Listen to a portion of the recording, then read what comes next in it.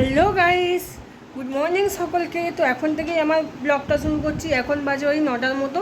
তো এখন মেয়ে পড়তে যাবে, তো চলো মেয়েকে পড়তে দিয়ে আসি, তারপরে এসে কথা বলছি। এই যে আমার মেয়ে।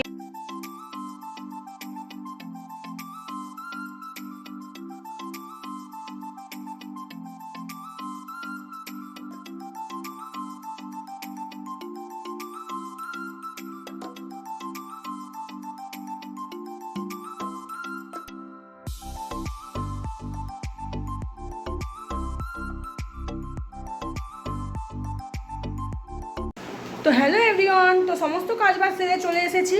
তো মেয়েও পড়তে থেকে চলে এসেছে, আমারও চান টান সব রেডি, এবার আমরা খাবো। তো চলুন আজকে দেখে নিই কী কী রান্না হয়েছে। তো মেয়েকে ক্যামেরা দিই, মেয়ে দেখাক।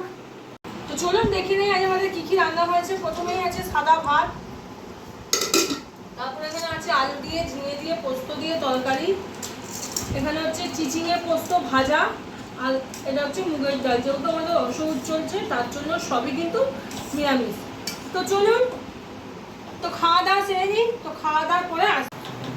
তো এখন একটু রেডি হয়ে নিয়েছি, তো এখন একটু যাবো ঘুরতে। তো চলো যাওয়া যাক। তো বেরিয়ে পড়লাম ঘুরতে। এখানে মেয়ে আর ওর ভাই এখানে বসে বসে খেলা করছিল, মানে ফোন দেখছিল। তো এখানে ওকে বললাম বলে চলো।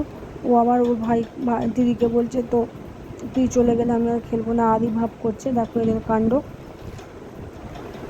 এখানে আদি ভাব করছে। এখন বললো চল টাটা বলে ভাব করে দিয়ে ও চলে গেল। তো আমার মেয়ে এখানে রেডি হয়ে দাঁড়িয়ে আছে। আমার চায়ের মেয়ের কথাও জিজ্ঞাসা করলো, মা দিদি এসে গেছে? আমি বললাম না, দিদি আসেনি।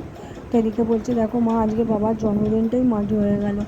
যেহেতু আমাদের অসুখ চলছে তাই ওর বাবার জন্মদিন করতে পারলাম না।